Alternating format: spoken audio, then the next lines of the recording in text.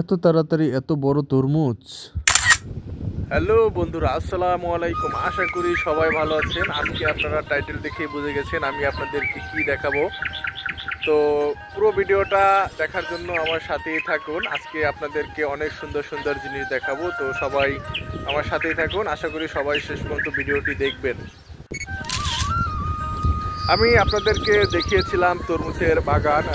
এর আগে আমি আপনাদেরকে দেখিয়েছিলাম যে তরমুজ চারা কিভাবে লাগানো হয়, কিভাবে তরমুজের আটি লাগানো হয়, কিভাবে চারা তৈরি করা হয়। এখন আমি আপনাদেরকে দেখাচ্ছি যে আসলে তরমুজের যে চারাগুলো লাগাইছিল, তো সেই তরমুজের চারাগুলো এখন কিন্তু অনেক বড় হয়ে গেছে। তরমুজের চারা এখন কিন্তু তরমুজ মানে পড়া যাচ্ছে আর কি। এই যে দেখেন অনেকটা জায়গা জুড়ে কিন্তু তরমুজ। ওই দিকটায় যে দেখা যায় ওই দিক কিন্তু সাগর সমুদ্র যেটা বলা হয়। এ জায়গা থেকে কুয়াকাটা একবারে কাছাকাছি। এ জায়গার ভিউটা অনেকটা কুয়াকাটার ভিউর মতোই। এই যে দেখেন তরমুজের বাগান, এতে কিন্তু তরমুজ কিন্তু পড়ছে অলরেডি।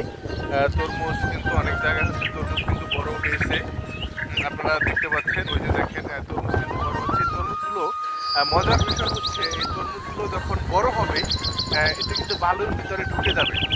বালুর ভিতরে ঢুকে গেলে তখন কিন্তু তরমুজটা আসলে অনেক বড় হয়। এই জায়গার তরমুজটা অনেক বড় হয়। আর এই তরমুজ অনেকটা খুব তাড়াতাড়ি চলে আসবে, কারণ আপনারা এখন বুঝতে পারতেছেন যে তরমুজের মানে তরমুজ পড়ছে, করা পড়ছে যেটাকে বলা হয়।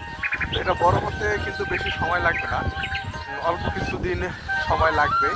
এই তরমুজের এই পাশাপাশি তরমুজের বাগান কিন্তু তার ভিতরে একটা তরমুজ এই যে দেখতে পাচ্ছেন, এই তরমুজটা কিন্তু বড় হয়ে গেছে, মানে এখন ছোট আছে। লাগানো হয়েছে ওই দিকটায়, কিন্তু আবার লাগানো হচ্ছে অনেকটা এলাকা জুড়ে কিন্তু আসলে তরমুজ দেওয়া হয়েছে। ওই যে আমি আপনাদেরকে দেখাচ্ছি দূর থেকে।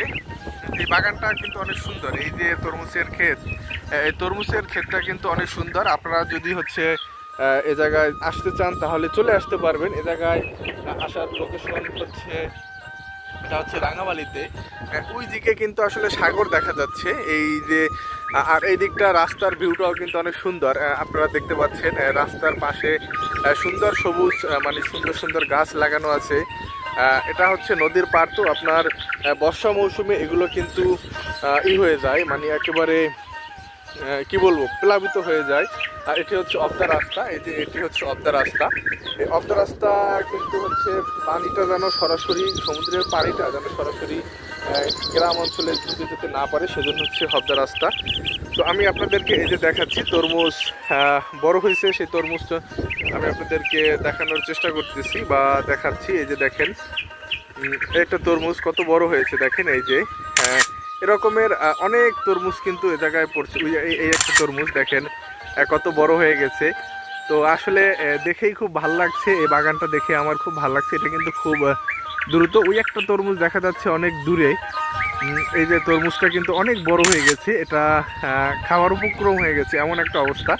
তো সবাই ভালো থাকবেন। আমার ভিডিওটা যদি ভালো লাগে আপনাদের কাছে তাহলে অবশ্যই একটা লাইক দেবেন, একটা কমেন্টস করবেন এবং আপনার মতামতটা জানাবেন যে আসলে দেখে কেমন লাগলো। ওই দিকটা যে দেখছেন ওটা কিন্তু সাগর। তো সবাই ভালো থাকবেন। আজকে এই পর্যন্তই। আসসালামু আলাইকুম।